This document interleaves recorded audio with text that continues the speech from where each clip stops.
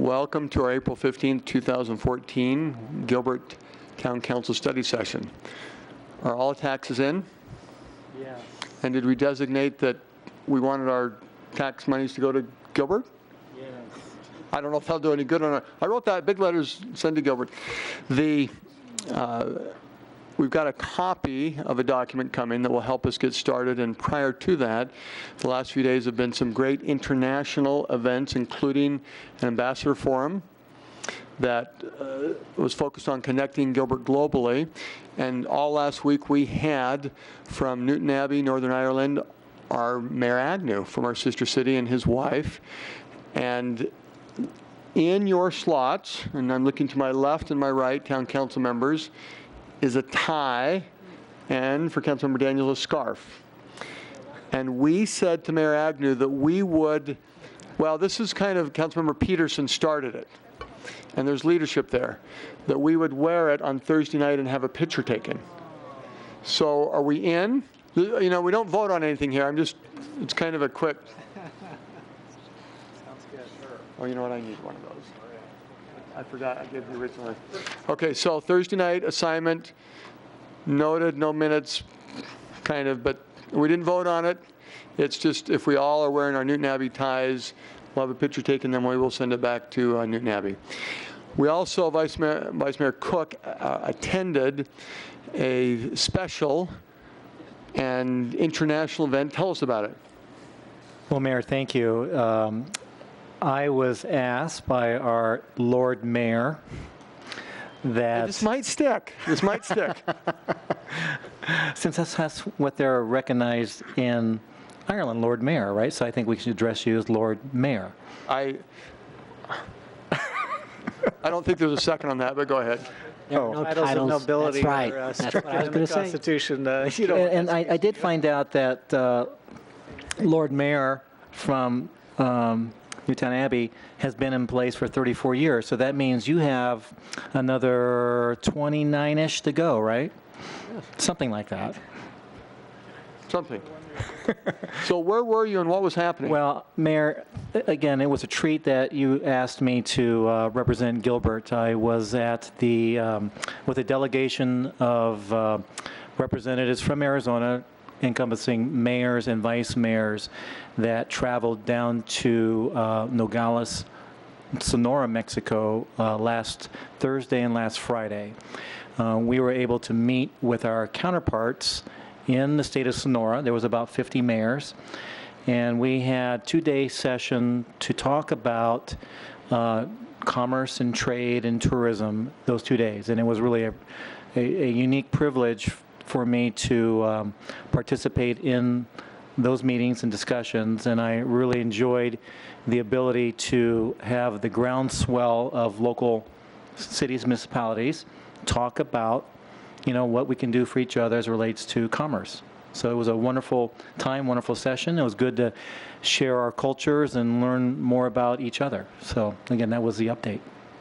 Thank you. For study session, council members now have a piece of paper that looks like this. For those in council chambers, it's the first part of Thursday night's meeting. We're going for record. 12 proclamations, presentations. Now, before the council gives me that look like, what is the mayor thinking? Remember, we're having just one April meeting, and there's just a few items that only take place in April. And so to the 7 of us, I need to have you look through these assignments. It will need to be, we don't want those to be recognized feeling rushed, but at the same time, anything you'll be reading, it's probably a sentence. And you know, the 1 to 2 minute approach for each assignment.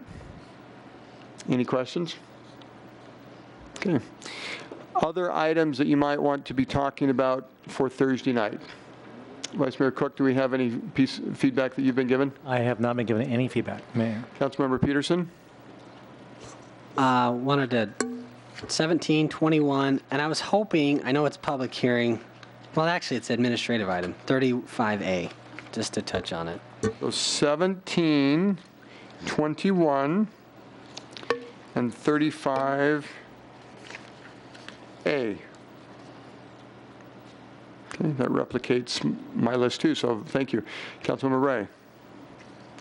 Vice Mayor Cook. Councilmember Taylor. Councilmember Daniels. Councilmember Cooper. Okay.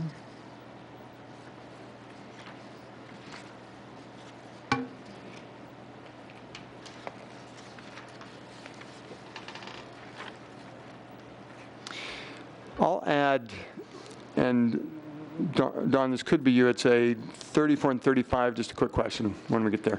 Let's go to number 17. Councilmember Peterson. Mayor, I've reviewed this contract, and first of all, I just want to congratulate the Gilbert Historical Society for their, well, making of history themselves this last year by being in the black for the first time ever. It's a wonderful thing that they've accomplished. I'm impressed, and I'm grateful for their efforts, and they do benefit our town in many ways with what they've been working on. The contract, I think, is fine. The only thing I was hoping is that we could have that annual report be on a study session agenda so that we have an opportunity, kind of a default opportunity to be able to review and comment on that if we have any, concerns or whatever. Or we just want to compliment the Historical Society on their progress. But that was really it. Other than that, I'm in support of it. Thank you. Let's go to 21. Mayor, I've got a question on this one. With this plan that is on the agenda, what local dollars are being saved specifically?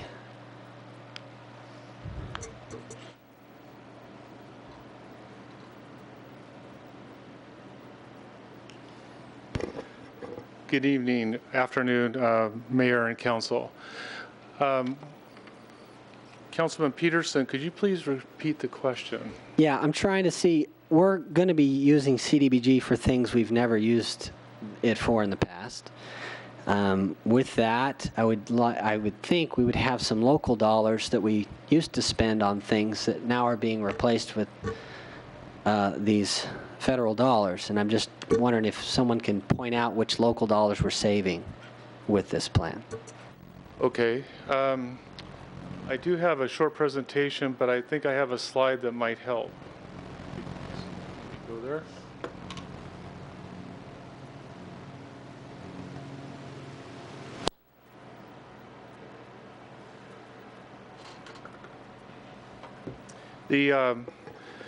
As in the past, the administration costs will stay pretty much the same. The emergency and minor repair program will pretty much stay the same. As we discussed back in December, the senior program will come out of CDBG and then be placed into the general fund as part of the budgetary process. You'll hear about that in a few minutes.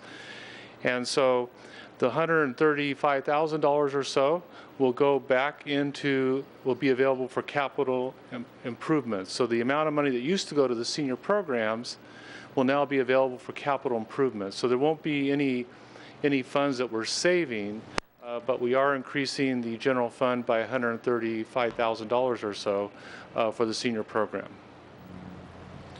I guess you could infer that the $401,000, because it's a project that's covered under CDBG, that we don't have to use capital funds, another source of capital funds for this particular project. That's helpful. The only problem with that is that none of the projects that I'm seeing have been in the CIP. So, until now, or at least they're going to be proposed for the future.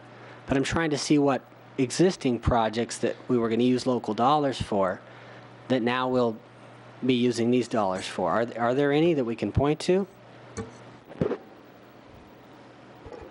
Well, the 401 is really the amount of money that's going towards some proposed projects like fire apparatus or and things like that.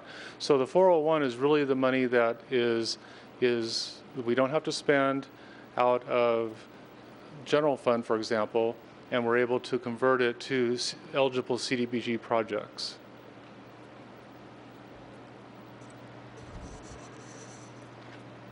I understand what you're saying, but what I'm seeing is that we have replacements of funds the other way. We have money we used to be using from CDBG to replace general fund dollars. Now it's going the other way around. But I don't see any existing projects in the CIP that were obviously planned and would have come out of probably secondary property taxes or something like that that are being replaced with this. So I'm just curious if there is anything we can specifically point to that is lowering the burden here locally by making this move. And Mayor, Councilmember Peterson, Dawn Irvine with the Office of Management and Budget. You bring to light a couple of very important points.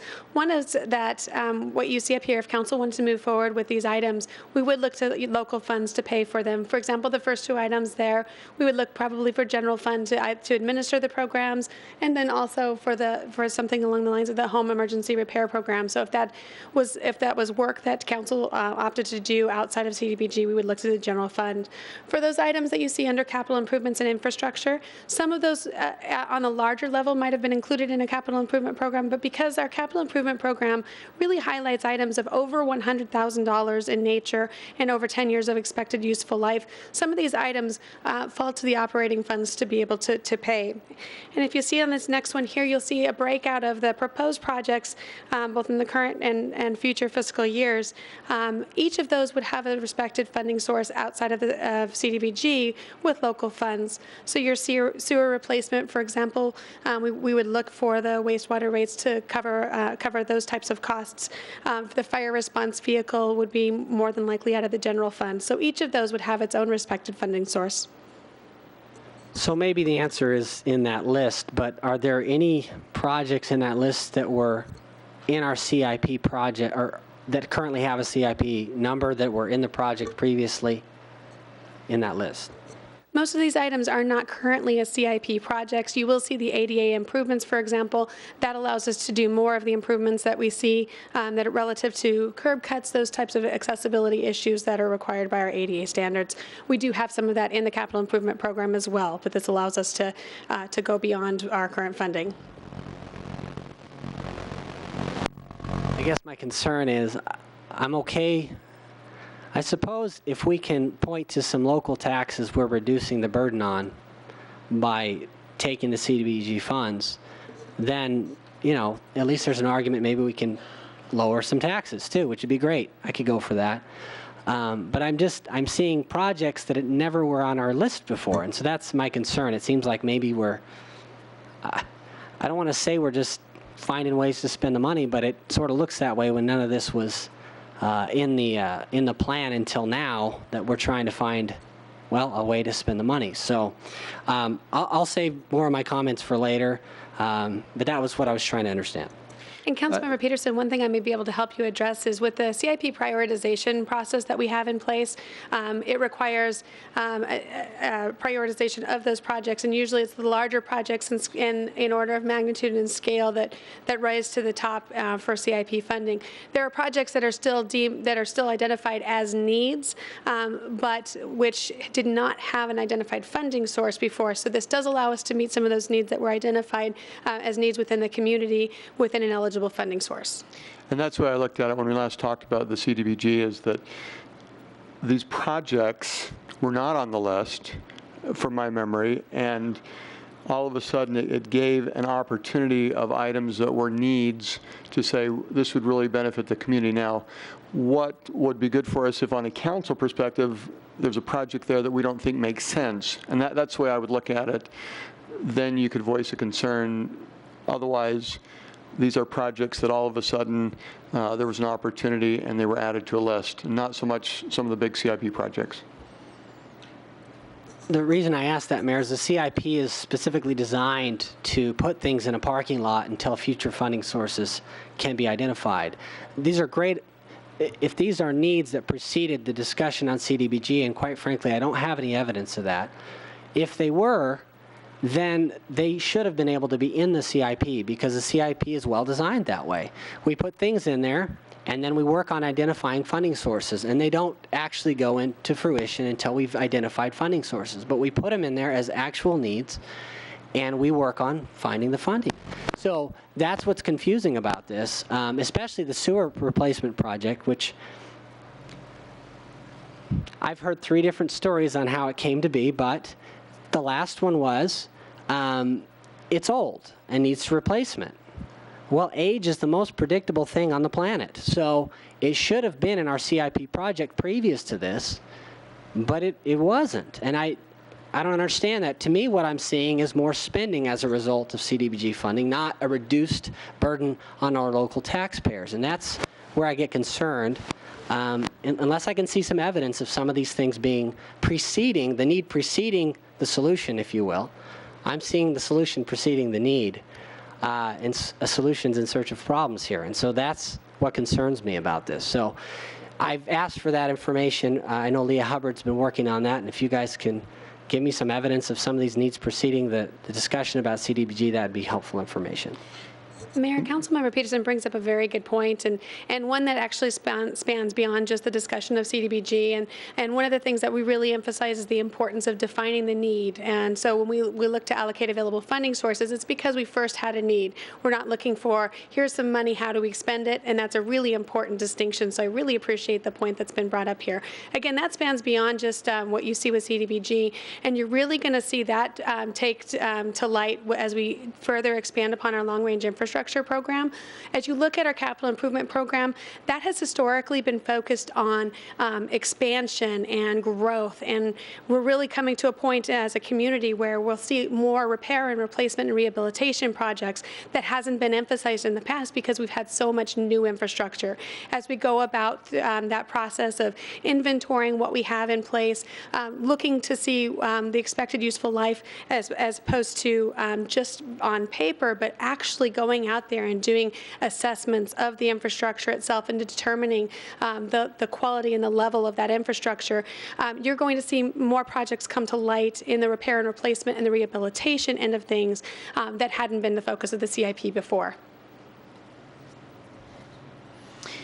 And from my understanding, do you see any of the projects, and as you've studied them, that do not make sense? Because that's been our discussion as a council, is if we're using CDBG funds, federal funds, it needs to pass the test that would make sense independent of who's paying for it, and then we can look at the funding source. Real quick, and I don't mean to put you on the spot, Councilmember Peterson, but am I hearing that you have the intention to vote in favor of these CDBG funds? If I could find a way to reduce a local tax burden by taking a federal tax, I might go for that as a compromise. But I'm having trouble pointing to that. That just historically hasn't been the argument that you've used for when we've talked about grants or I did with the tourism grants, and no one would take my compromise. So I did actually offer one.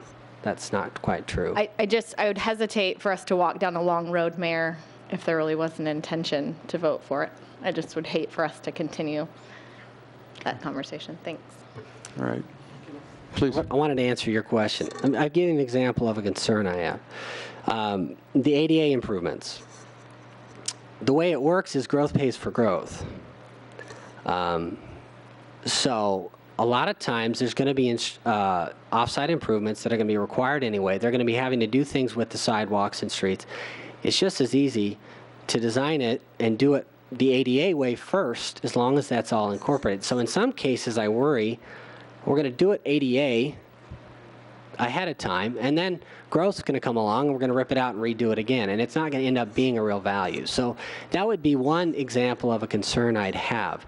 But now maybe there's more detail to that would change my mind about it, but that would give you an example of it. Okay, thank you. Any, Vice Mayor Cook? Don, in the past, again, help me remember, like the facility down in Phoenix, the CAS facility, and I think in the past we may have provided funding for some improvements of that facility. Did that come from CDBG funds? Because, there may be Gilbert residents that, use those services outside of Gilbert because we don't have those facilities. Help me remember, did we approve of funds like that in the past to help with those services and facilities? Yes, Vice Mayor, we did. Is there something in the plans that you have documented that might show for improvements like that? And I'm thinking of possibly other facilities, that might provide services, for Gilbert residents that might need them, like CAS or for the facility over in the Williams Gateway that helps, mothers and single women and so forth. And Vice Mayor, if I may, I'd like to introduce Jessica Fierro because I think she'll be able to help with that line of questioning. Thank you. Actually, I'll go ahead and take a stab at it. The council direction at the December meeting was to look at infrastructure and capital projects for Gilbert. And so that's what we decided to focus on. And that represents the projects that are here now. So where we might have diverted some funds in the past, this plan doesn't necessarily do that. And that was actually the point I was making, is that was the direction we gave. But to the question, can Jessica answer that? Or when you're just asking if there are funds that other spots in the region could be Well, allocated? We're not seeing that here. Yeah, I was just trying to remember, again, we do have, again, Gilbert residences that may partake in some of those services because we don't have those facilities. I was just trying to remember, from the past. And so that is an option in the future. Okay, done. All right, thank you. And please remember that the plan can be, once you adopt the plan, if you do on Thursday, it can be amended as we go along through the 5 years. Thank you. Any other comments on 21? Don, on 34 and 35, it's just a quick question in reading the material. In past years, when we've had the Parkway Maintenance Improvement District discussion, the Streetlight Improvement District discussion, some years, from memory, there's been some feedback that there were concerns from maybe one or two of the districts, and I didn't see anything in writing. Do you know, were there any concerns from the districts that the council should be aware of? Thank you, Mayor. Yes, every year we do meet with the residents in each of the Parkway Improvement Districts to discuss any improvements that they would like to make with that. And I'm going to ask, if I may, Mayor, I'm going to ask Rod Buchanan to go ahead and summarize those meetings. The two of you are making a great team today, so continue. Thank you, Mayor and Council. We did hold the meetings, and as a result of those meetings, there was a lot of frustration about the voting process, and so we'll be doing some outreach over the next couple months to develop some focus groups of the PKID members, and with the hopes of streamlining the process, if you will, the voting process. The frustration, I believe, I can summarize it quite quickly, is that it would never get to a vote, and so people weren't allowed to vote on the individual projects that were being proposed, because the first vote that they take is whether or not they want to vote or not. And that's the way it was been set up in the past. And so we think we have a better methodology. We're going to discuss it with the focus groups and hopefully come up with a good compromise for future years. Okay, thank you. So for this year, it's not that we have anything specific, but we do have Pretty much feedback of changing a process. Yes. Okay, thank you. 35A, Councilmember Peterson. I want to start by apologizing to Councilmember Daniels for interrupting her when she was talking. I am sincerely sorry for that. I shouldn't have done that, but I want to start with that. Secondly, on this one, my position on this hasn't really changed. I was concerned about these fees when we first started talking about them. I think they're pretty significant. There's a lot of ways we can slice it and process it. But in the original conversation, my concerns were somewhat in the minority. So I guess I'm looking to others to kind of see if there's been movement on this issue, but I am concerned about it. So.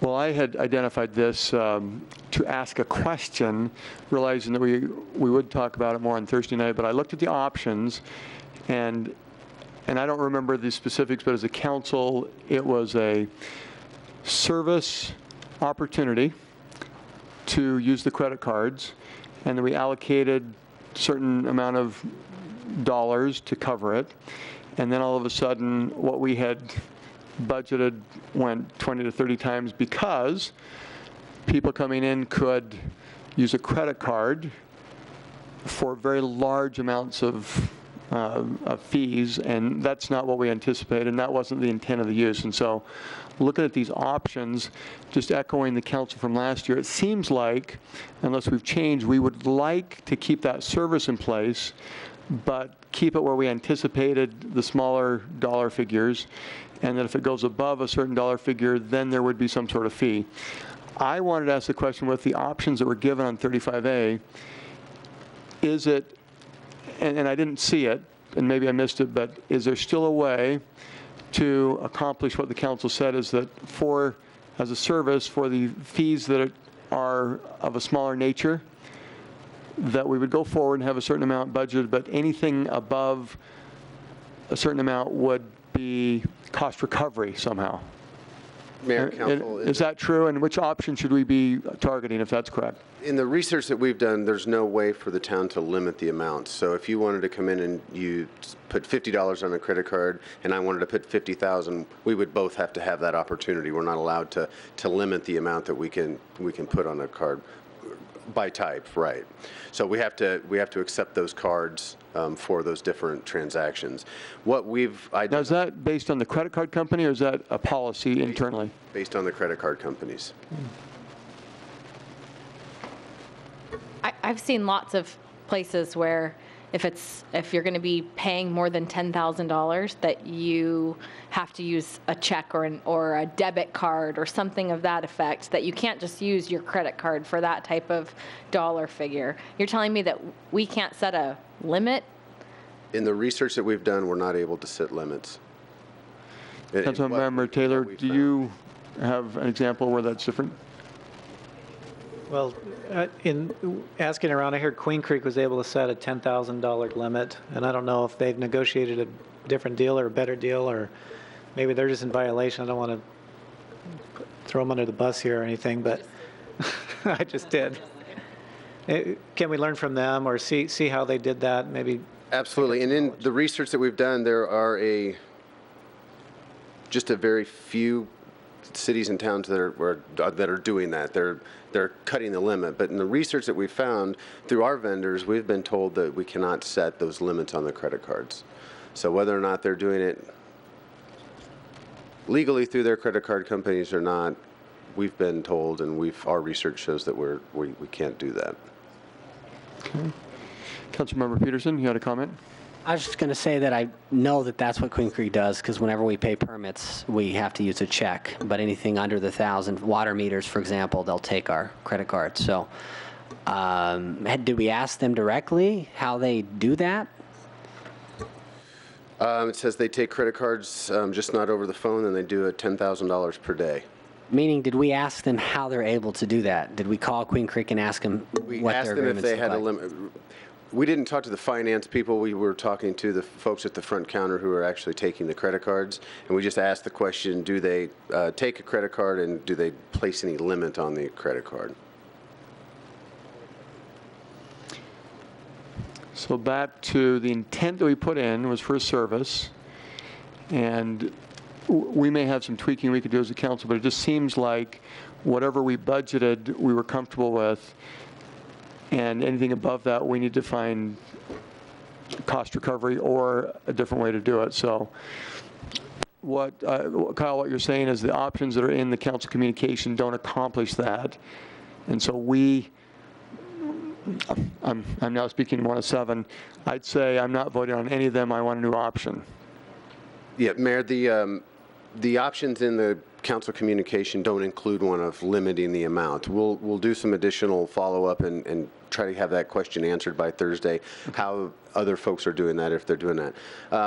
The only other option that would be in there that would do some sort of cost recovery would be that checkout fee, or the fee that we would charge the folks for using the credit card. And we can set that by different types. So not necessarily charge it on a business license, but charge it on a building permit, but maybe not charge it on a miscellaneous permit. So try to find a way to target that a little more to those larger customers. And then obviously the hope with that would be if somebody knows they're coming in and going to pick up a $100,000 permit, and there's going to be a 3.5% checkout fee on that, that's going to drive them to use a different method of payment that the town then wouldn't be required for the fees.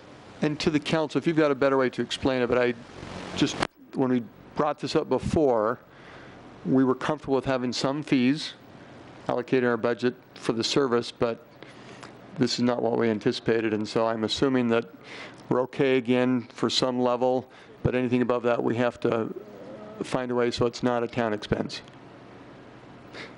Any different ideas, Councilmember Taylor? Kyle, in your research, did you see any, I don't want to use the word incentives, but I'm going to say incentives to encourage people to use wire transfers? I mean, if it's going to save us money, could we, give them a piece of that in discounting some of their fees? Maybe at the high end, 10,000 and above. Anybody doing anything creative in that area? We did not see anybody actually giving any kind of discounts for using the different types of payments. We've encouraged it through the town, but we haven't seen any direct monetary benefits being given with a reduction in fees or costs. Okay, well, maybe that's a thought to look at, because that's such a low-cost way to transfer high dollar amounts and getting around a lot of the fees that seem to be the sticky issue here. Maybe that's something to consider. Thank you. Vice Mayor Cook? I'm wondering if I can invite Judge Hudson to the front, because I'd like to have him talk about how they do their cost recovery on their credit card use. Because I know, but I just want a reminder here of how that's done. Right. Mayor, Council, Vice Mayor Cook, Judge Hudson, Gilbert Court, what would you like me to? Again, when you went through this process. All right. Well, I'll just I don't know how much time we have, but I'll be brief, which is rare for a lawyer. This stemmed out of the Citizens Advisory Committee, and one of the things, I think Councilman Daniels is on that, and I think one of the things we talked about was credit card fees. And at the time, there was some thought that government couldn't do that, and then when I was paying my older boys tuition to ASU and I didn't want to go down there, they charge you a credit card transaction fee. So we instituted that. We used a third-party application. I think Mr. Kramer can talk about the benefits of that, because some of the data that goes through credit card transactions, the party that handles it has to have some security in place. So we use a third party to do that, and it charges a fee, and I always mix it up. It's 2.5% per transaction plus $3.50, or it's 3.5% of the transaction plus $2.50. It's either way on that. And interesting enough, I paid my taxes yesterday. I tried to pay by a credit card. They charge a transaction fee by credit card. So everybody is essentially, if you want to use a credit card, they charge you for the convenience. I don't know if that applies to what we're talking about. Yeah, they just charge you a percent of whatever the transaction is plus a fee, a minimum amount. So that is an option that's in the council communication that we could outsource, and then there's no additional expense to the town, other than just the service. Mayor Lewis, we wouldn't even have to outsource. We could just charge whatever the company charges us and just pass along the fee. And I'm absolutely in favor of that too. I'm just not totally convinced that we can't set a dollar limit of what we'd accept as far as a credit card goes. However, if they wanted to pay the 2.75%, then by all means let them do it, right? So. Okay. So to be continued Thursday night. Thank you. We continue with our study session with agenda item number 2, talking about the 2015 budget. And today we receive an overview.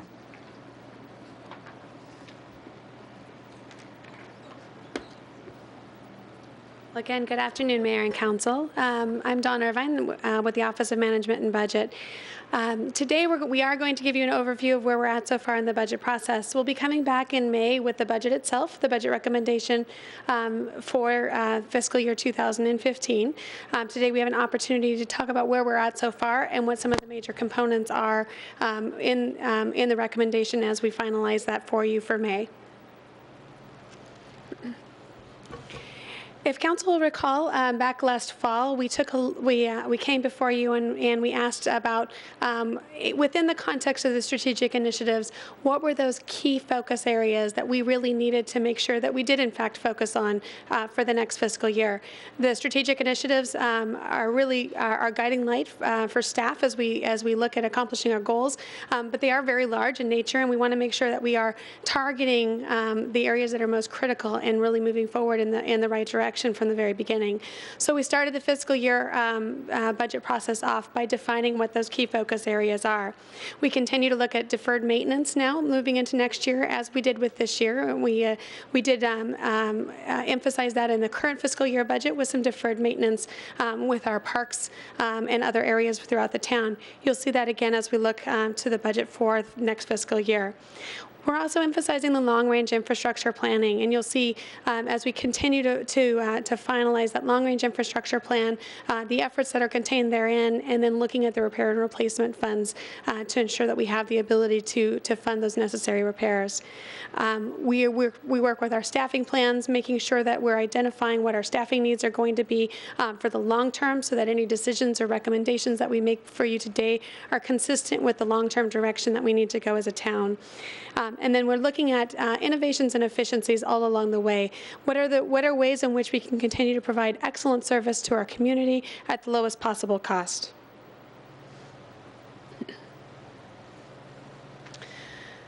So we started with that in mind as we looked at this fiscal year, and departments worked together to within that context.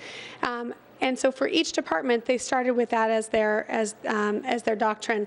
What are we trying to accomplish for the next fiscal year? What are the resources that we need to get there?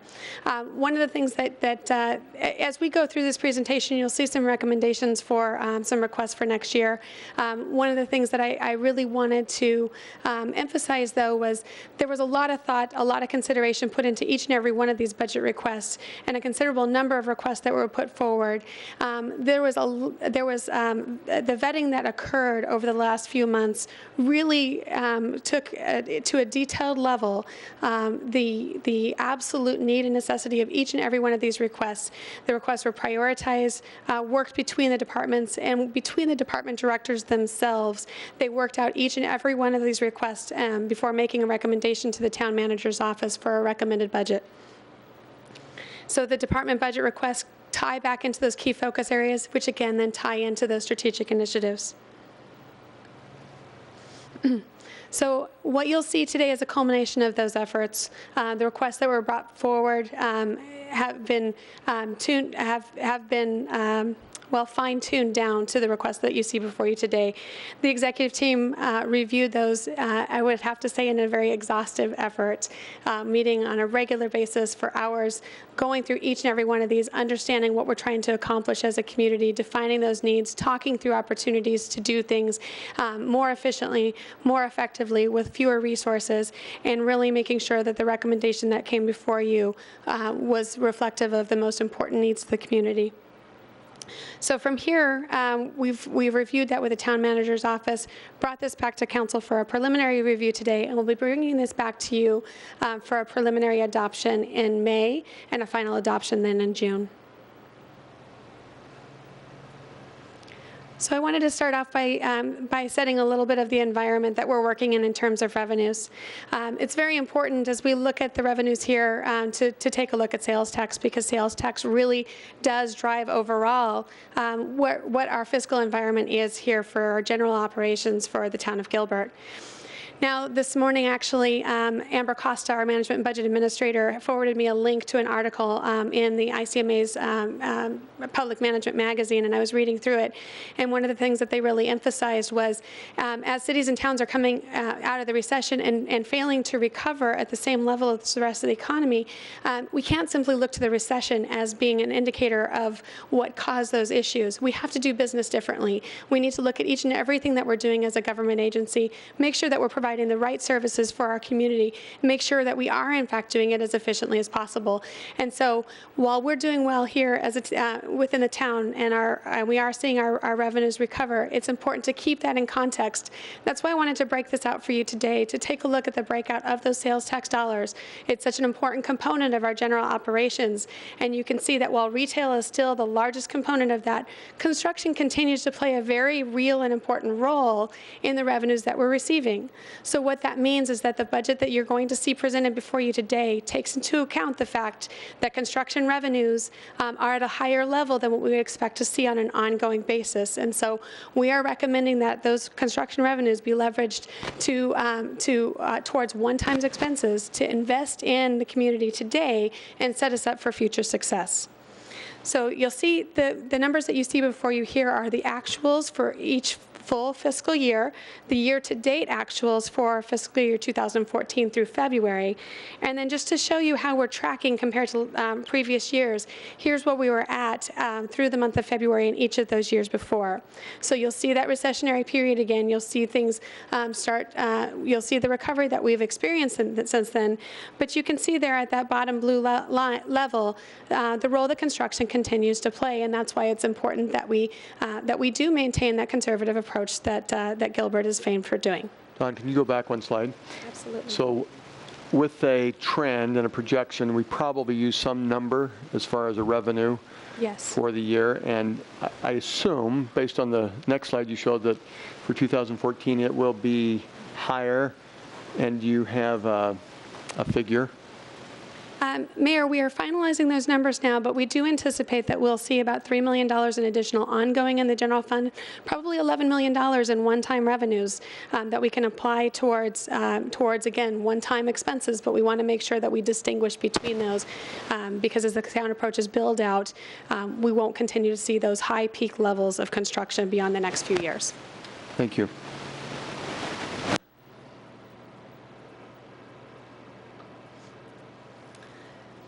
So when we look at our operating budget requests, the first question that's asked, and so the first one we wanted to put up there was how many personnel are we asking for? What are we looking to do as a staff? It was very important to us that we maintained our service levels, but that we did it, again, as efficiently as we possibly could. So we looked at some of those critical areas within the town that were either impacted tremendously by growth or some of the areas where we had some deficiencies and concerns that we needed to address, and really worked to keep that request to a minimum. Councilmember Peterson last year took a look at well, we all took a look, but Councilmember Peterson helped us to formulate our FTE per thousand ratios, and while we were at 5.47, the request that you see before you today would put us with our current population at about 5.4. If we continue to see our population increase at a rate that we've seen over the last few months, that would put us at 5.28 by the end of the fiscal year. So the requests that you see here incorporated into that ratio do result in those corresponding ratios. And Mayor, I can go into as much detail as you'd like for each of these positions, or we can digest them and revisit them later as well. You may continue. These are the requested positions for general fund. You'll see overall an emphasis in public safety and as well as some other key areas. Down at the bottom, the one thing I wanted to indicate to you is a reallocation of some of the seasonal hours within Parks and Recreation. So the net is actually a reduction overall in seasonal hours, but it's allocating it to the areas where they need it the most. Continuing on, you see positions in other funds outside of the general fund, within our water fund, our wastewater fund. And the position that you see there for CDBG is an existing position. We've been funding it each year individually, recognizing that the funding for CDBG is the limiting factor here. So this doesn't actually make any change to operations or the cost of operations. We're just recognizing that if council is going to move forward with a 5-year plan, we should recognize that it's not, in fact, a limited term agreement. It's more of an actual staff member. This position is still contingent upon the CDBG funding, though. So this is an existing person, an existing operation, continuing with the existing funding. It's just recognizing it as an FTE as opposed to a limited term agreement. And then down below, we're very specific when we look at those limited term agreements. We want to make sure that we recognize if someone is in fact a full-time equivalent staff member for more than just 1 year or potentially 2 years, that we recognize those as staff members. But we also recognize that there are needs and peaks in business needs that can be addressed through limited term agreements. So you do see on there with some of the additional activity that we see in development services, you do see 2 limited term agreements in development services. One is currently there, so this would be an extension of that for 1 more year. And the other would provide some additional support for engineering inspections for the offsite improvements. The other one is in the manager's office. We had originally looked to do a Marvin Andrews intern again this next year. As those 3 Marvin Andrews interns out of ASU were placed, we were not selected as one of the placements. We have been relying upon that internship to help accomplish some of our projects and such. This limited term agreement would allow us to continue to work through some of our projects as we had planned.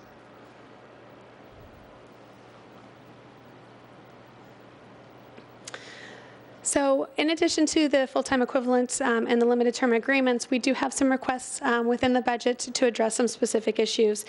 You'll see in fire, for example, some large dollar amounts. And wanted to bring to your attention that we really have 2 years worth of replacement of some of these larger amounts. So you would see this year. You would also see this in the next year as well. So we've got the cardiac monitors, and then we have our SCBAs, which are the breathing apparatus for our firefighters. Again, addressing the utility billing and development services credit card charges. This would actually get the funding in place to the level that we are experiencing in terms of those costs. Parks and Recreation, moving that out of the CDBG arena, identifying that as a town service, and that funding is included therein. And then for the election costs, we address that each year individually as the elections occur, rather than having that in place on an annual basis, since it does not occur every year. In the enterprise and street funds, we've been doing a lot of major maintenance through the capital improvement program.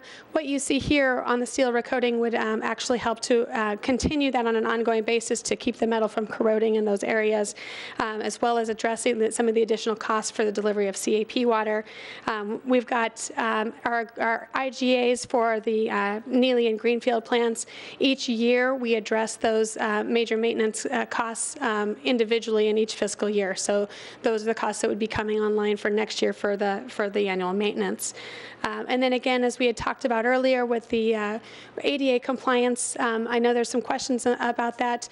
This allows us, and you'll see both here and then with our pools, there are some existing federal regulations now that as we do modifications, we have to bring them up to standards as well. So this funding here would allow us, as we're out there in the community doing different projects, this allows us to address the new ADA requirements. So if we are in the middle of a project, now all of a sudden we have to bring it up to standards where it was grandfathered in before when we weren't actually working on it. Under the realm of innovations and efficiencies, we just wanted to focus on a couple of the largest of the items. So we've got the software support for in the police department is for on-officer cameras, and this allows for the officers to actually video and keep track of that. And so this would actually allow us to store those videos, so we would have that available for the on-officer camera. And then Mesa Crime Lab, this is an increase in the service that we have with Mesa Crime Lab. Currently, some of our fingerprint processing is taking us 2 to 3 years to get back from DPS.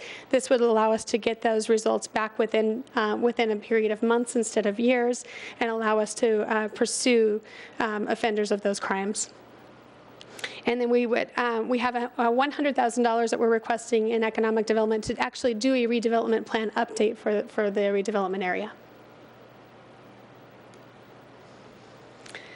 Again, an emphasis on deferred maintenance and making sure that we've addressed those issues. Here are some of the major items that are contained herein.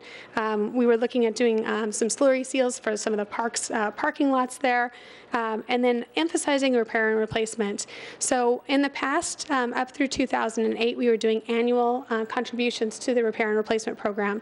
As we finalize the long-range infrastructure plan, we're going to be identifying what that really needs to look like. We're going to make sure that's plan-based in nature, but we have not been funding those repair and replacements, with the exception of water and wastewater, over those last few years. So what we would like to do is to basically make a commitment to those funds by doing a one-time contribution of $5 million into the repair and replacement fund to restore that. Do an ongoing contribution right now of $500,000 while we finalize that long-range infrastructure program, and then we'll be addressing that this year to determine exactly what that needs to look like in the long term moving forward.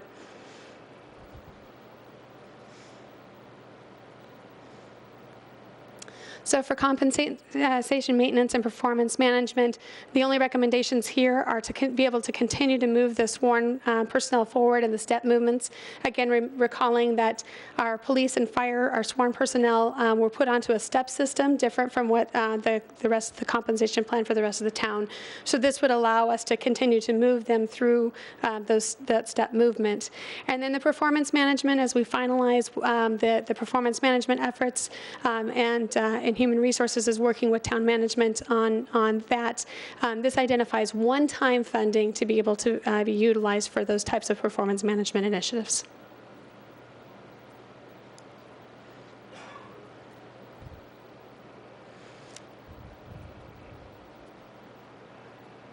Yeah, that would be just $5,000 in the streets fund to address that. It's basically it allows 1% in each of the funds to be applied, and that would actually be funded in non-departmental, not in each of the cost centers, so that the criteria would be very specific on how that was used. Councilmember Taylor. Can you explain a little bit more detail on the performance management item?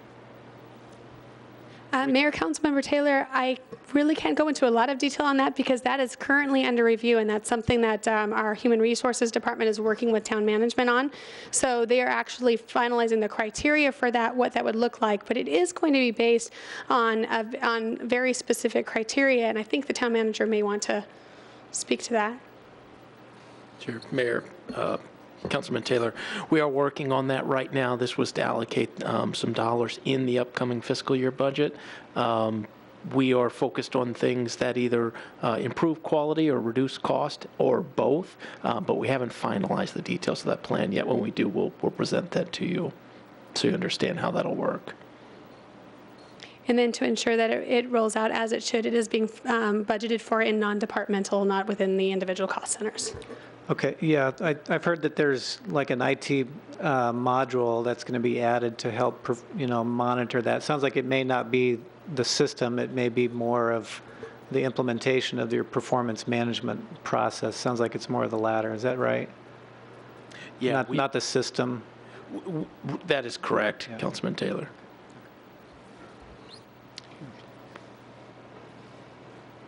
So in summary, this is the impact with to all of the funds, and you'll see again the emphasis on the use of the one-time funds as opposed to the ongoing. This is just the operating impacts, and we'll be going into some detail on the capital improvement program, and then more detail with capital improvement program, debt service, transfers, and contingency here next month.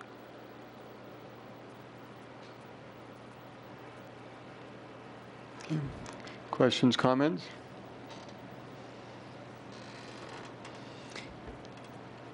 Please continue. So a few quick highlights of the capital improvement program. We're focused right now, the focus here for this presentation is for fiscal year 2015. So these are some, this activity that you would expect to see next fiscal year. And I think, just for clarification, Fire Station 7, that's actually a relocation of the existing Fire Station 7, and we've spoken with council about that before. And you'll see pool repairs, that will bring us up to standard with the Virginia Graham-Baker Act. as well as the urban lakes. That emphasis of that is going to be on Cosmo and making sure that we get that lake up to standards both with the runoff from the freeway there and other issues we're having with that particular urban lake.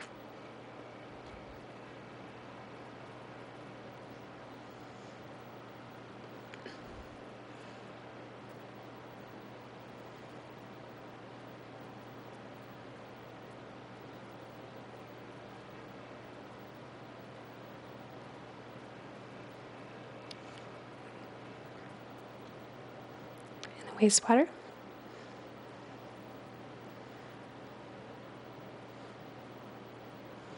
So you'll see here a lot of the emphasis that we are beginning to see is on some rehabilitation and redundancy, as well as addressing some of the needs for some of the infill growth.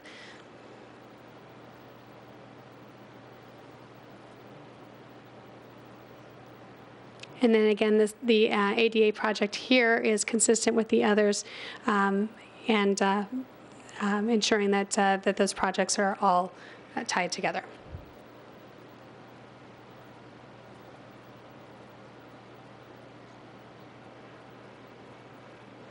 So our recommendation here for the use of operating funds for the capital improvement program is outlined before you. Again, we'll be coming back with specific uses of remaining bond proceeds as well as system development fees. The largest item there with the water fund, the $16.5 million, that is an allocation. 10 million of that is an allocation for the White Mountain Apache Tribe settlement for water rights. We actually anticipate that will most likely occur in probably about 18 months or so, but if we are able to resolve that, we wanted to make sure that we had the budget in place for that next year.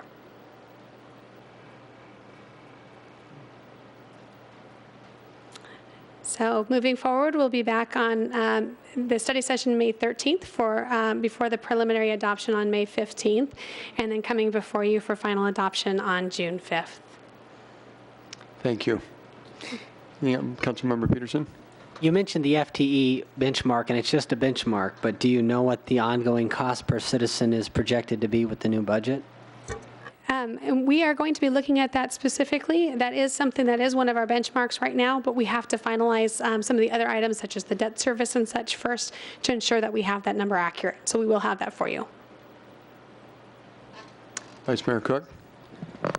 I think you mentioned that the next meeting, you might show us how our debt has been working, like you might show plots of the decreasing of our debt and how we're paying that off. Is that correct? We can do so. I know we talked about that a couple of times. I wasn't sure that you'd wanted to see that today, but I can bring that back in May if you'd like. In the next meeting, that would be great. Absolutely.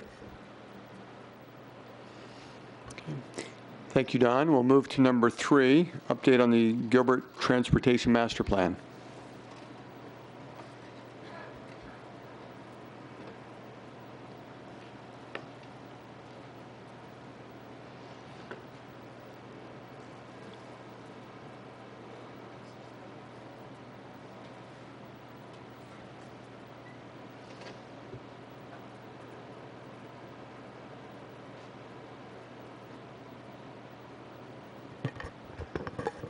Good afternoon, Mayor, council members. I'm Eric Gadarian, the town traffic engineer, and thought that we could talk a little bit about transportation before everybody leaves and gets stuck in traffic on the way home. So I just want to give a little bit of an update here.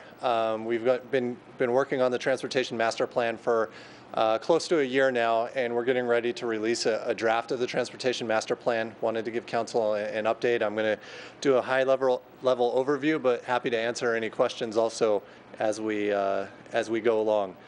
What I'll be touching on is we'll look at just an overview and history of the project, our public involvement. We had a fairly extensive public involvement piece, and then go into some of the technical work and some of our preliminary findings, and then schedule and next step.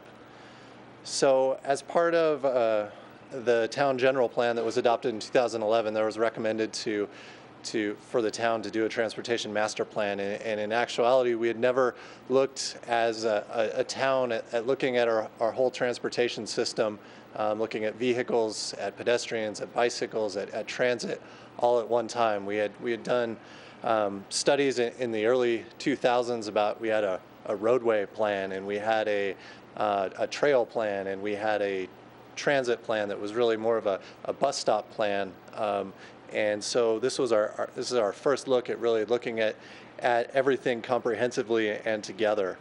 I think just as I stated, we kicked this project off a year ago in April of 2013. We have a consultant team.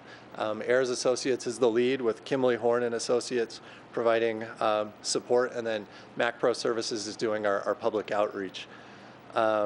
Over the past year, we've really broken it out into two sections. We had 6 months of public involvement and data collection, and then the last 6 months we've been working on developing the plan and creating technical working papers that were reviewed.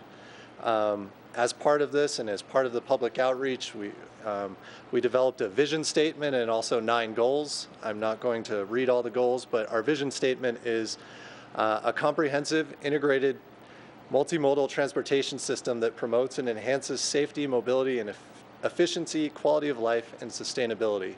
A lot of keywords in there that each one of our goals touches on, but it's really trying to make our transportation system fit into the goal of Gilbert and making Gilbert a better place to live and to work.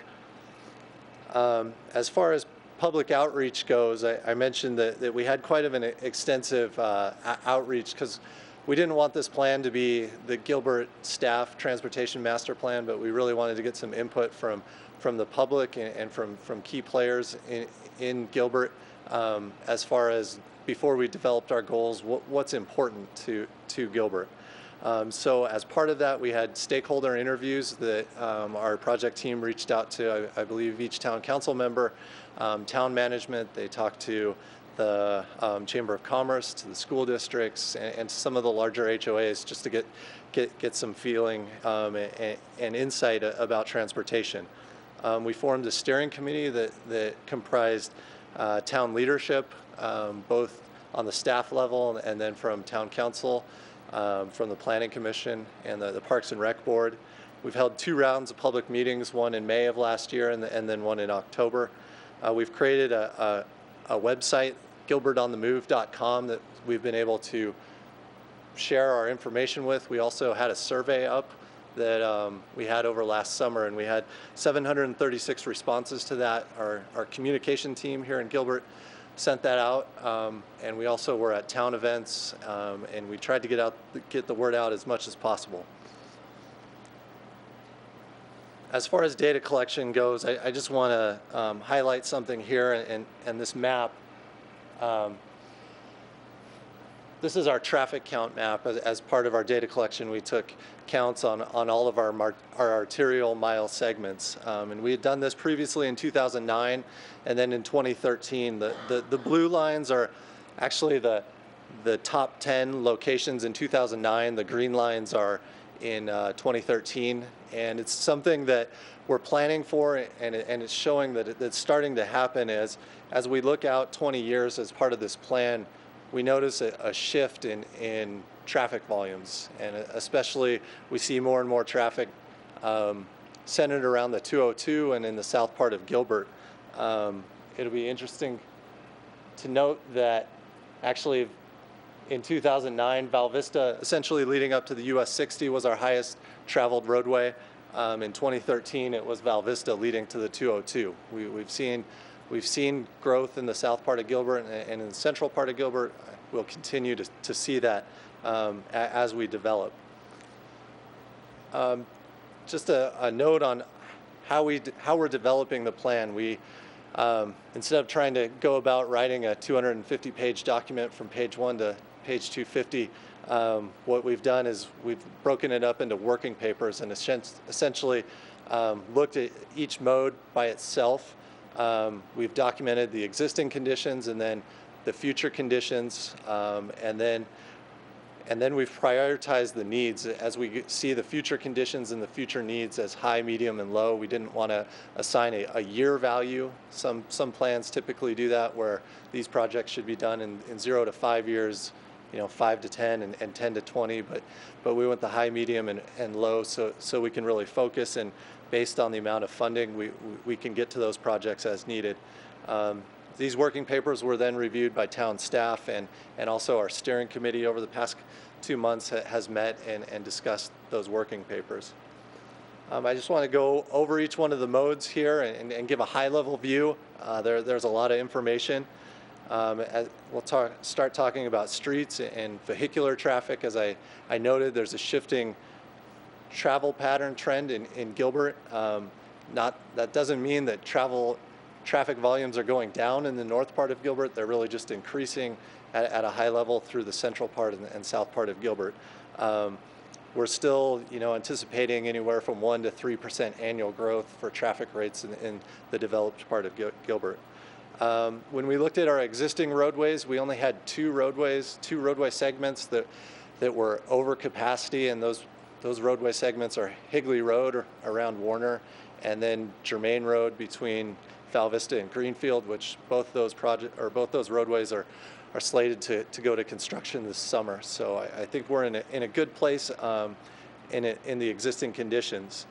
As part of this project, we really wanted to identify the roadway segments in 20 years that we need to be planning for and putting into our CIP so that we don't get into an issue where all of a sudden we're looking for funding to expand roadways or make them more efficient. And what we really looked at was we were prioritizing locations that are already built out. We realize we have still a few locations in town that are 2-lane arterials, and that development will really build those out. We're looking at what's been constructed and what we can do. The plan also includes an interchange at Lindsay and the 202, and also as part of this, we also realize that the arterial roadway system aren't the only important roadways in Gilbert, but we need to look at our collector system, our half-mile roadways, and make sure that we have some internal circulation to those mile sections. Here, Eric, could you go back? Sure. On that note, I see the importance of the Lindsay interchange and efforts being made on that. And then there have been discussions on the council that have impacted some of the roadway construction. Are there any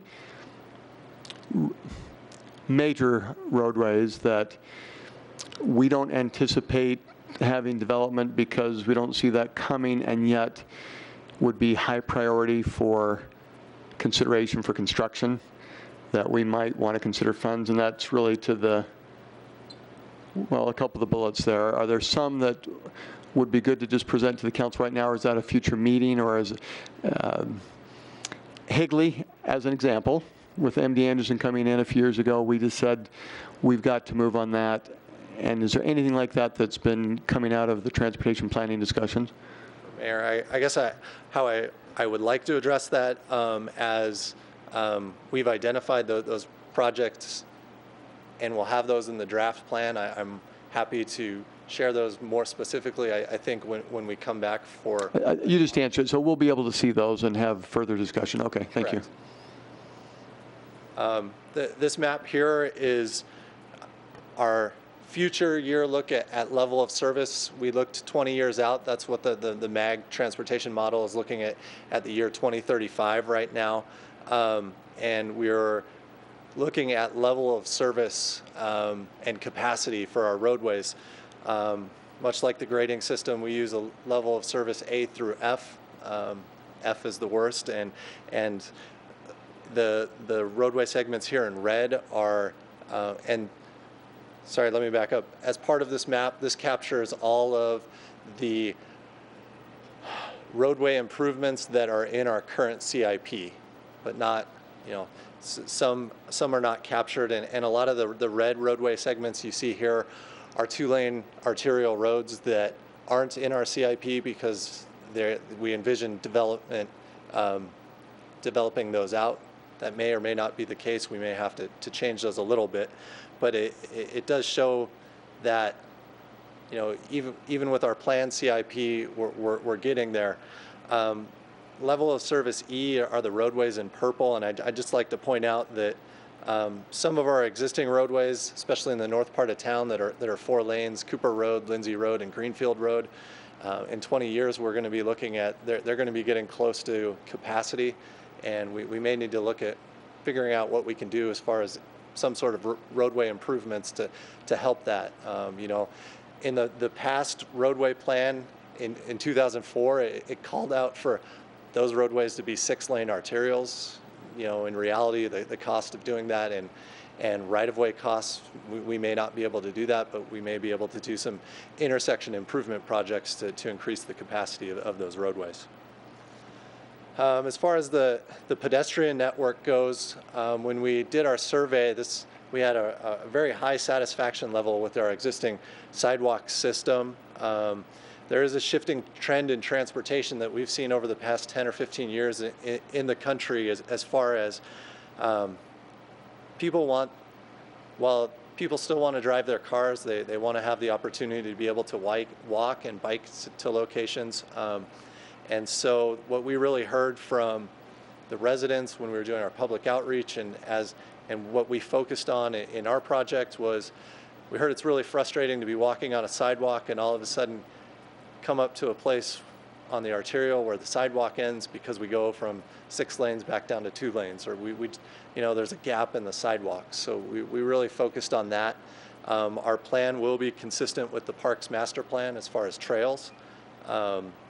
And I think, you know, we've identified that crossing safely across our arterial roadways and collector roadways is something that we want to make sure we can provide our citizens as they're walking, as they're biking.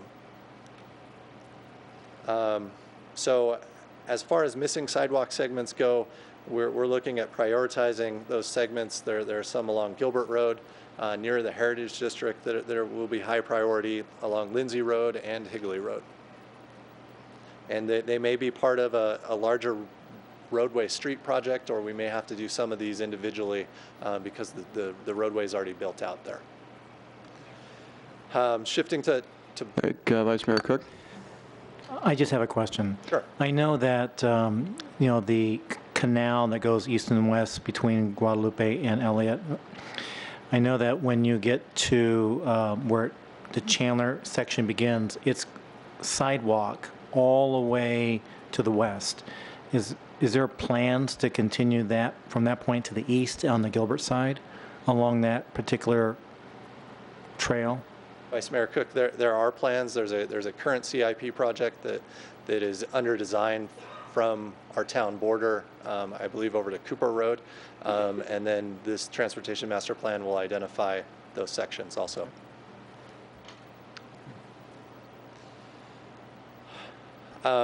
As far as our bicycle network, as part of the survey, there was a moderate, I would say a moderate satisfaction level. Gilbert's done a very good job of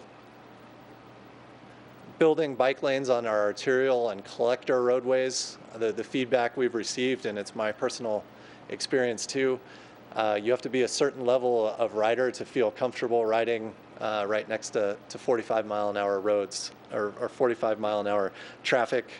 And so, you know, a lot of the public comment was that they want some bicycle routes that aren't on the arterials that will connect them to major destinations, get them from home to the parks, to the shopping centers, where they want to go. You know, I think so. We're looking at prioritizing some missing segments of bike lanes in town, also developing a bike route system, maybe starting to number and map some routes, how you can get from east to west and north to south in town without having to use an arterial all the way. And then also, we're looking at, we want to prioritize getting bicycles into the Heritage District, and how to do that. We don't have bike lanes on Gilbert Road through the Heritage District.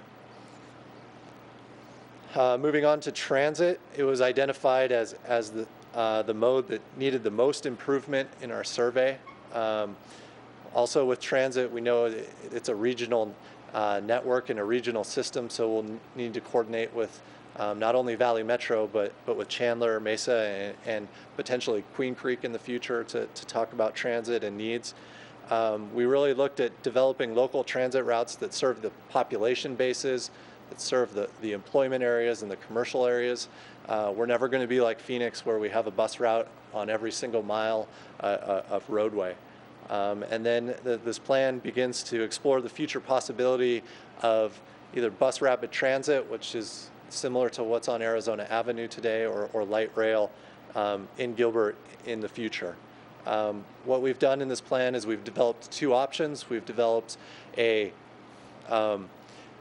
more minimal option as far as when we're looking at build out what we could do, and then the second option is a more robust option.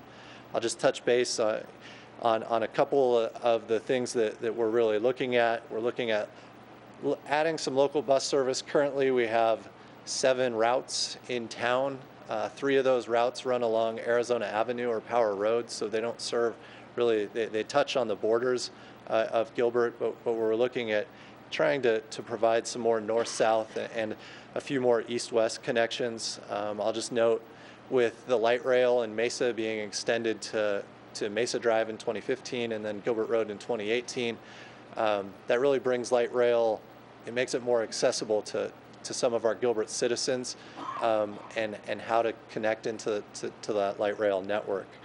We are looking at bus rapid transit on Williamsfield Road through this with this option. The second option, as I talked about, is a little bit more robust.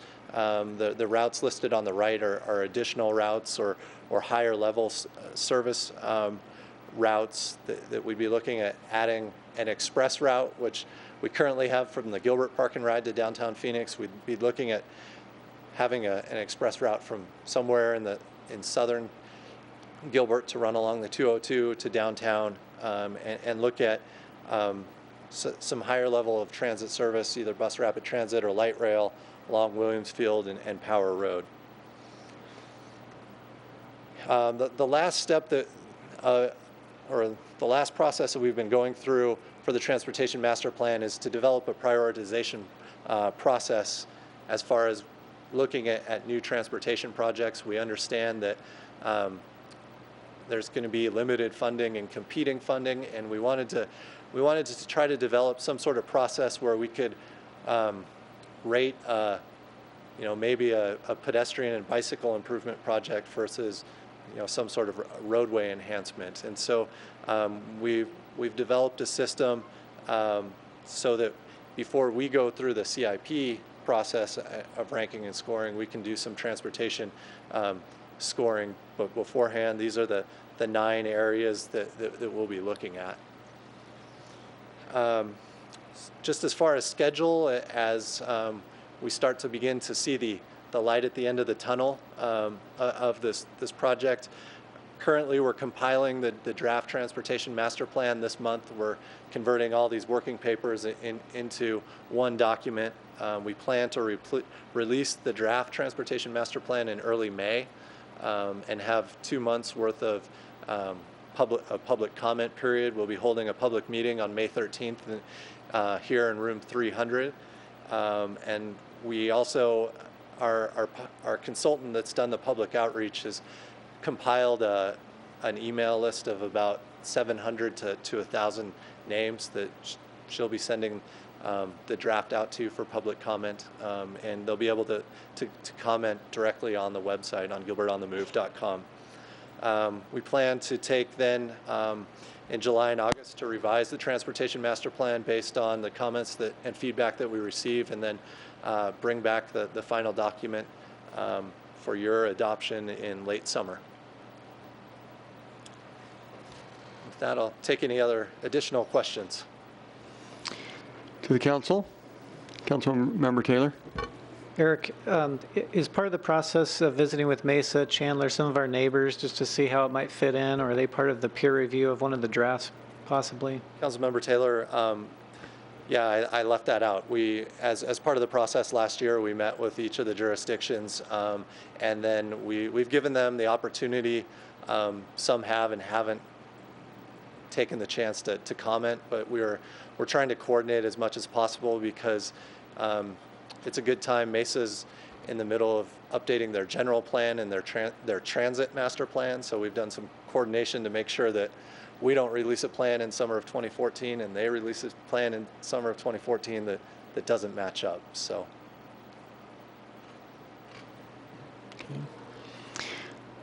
Thank you, Eric. Thank you for the progress. And then we've got another few months that we're involved together. Looking forward to it. Mayor? Yes. If I could add one thing along the transportation line, recently we learned that the green route that ADOT is considering for the passenger rail service between Phoenix and Tucson has been eliminated. So it's down to 2 routes now, the yellow route, which is the route that goes through Gilbert along the Union Pacific line, and the orange route, which goes along the 60 and then out farther East Mesa are the 2 final routes in the consideration. So we're going to have much more information forthcoming, but we would encourage all of our citizens who would like to participate in this process to go to the ADOT website. There's a link at the bottom for the Phoenix-Tucson rail service to click on that and provide their feedback on that. And if they happen to be thinking that they like the color yellow? Yes. Right. Absolutely. And we will have much more coming on our own website as we try to draw awareness to this issue. Okay, thank you. Today's Tuesday study session. Between now and Thursday, tonight, especially our youth, but council members too, are invited at 6:30 p.m., the annual Youth Leadership Summit. Ice cream at the end. Wonderful speakers in between and leadership all over the place. Thursday at 5:30 p.m., Operation Welcome Home. 6:30, Student Citizen of the Month, and then our council meeting begins at 7. Tomorrow, Vice Mayor Cook. And Linda, you can help me, but I believe tomorrow at 4 o'clock at the South Service area, we will have our first public kickoff meeting of our Santan character discussion. So we invite our residents in the South and business leaders in the South to attend that meeting at 4 o'clock. And that's at Greenfield and Queen Creek. Thursday night, we'll have a chance to recognize some of our team members, and I just add an extra thanks. Fire and Rescue yesterday conducted a best-in-class debriefing meeting on the Southwest gas leak that took place, and a lot of good information there. Last Saturday, not to embarrass Chief Doran, but he was there, part of the Rock and Run event that the police department sponsored in support of Special Olympics, and also as a memorial, in a sense, to 11-year-old CJ Udall, who passed away, and it was very touching. And someone commented, Chief Doran, how great your white legs looked, and I said, well, they look better than mine, so thank you for participating and leading the charge there. Related to today's study session, I think we covered what we needed to in preparation for Thursday. Did we miss anything? Study session adjourned. Thank you.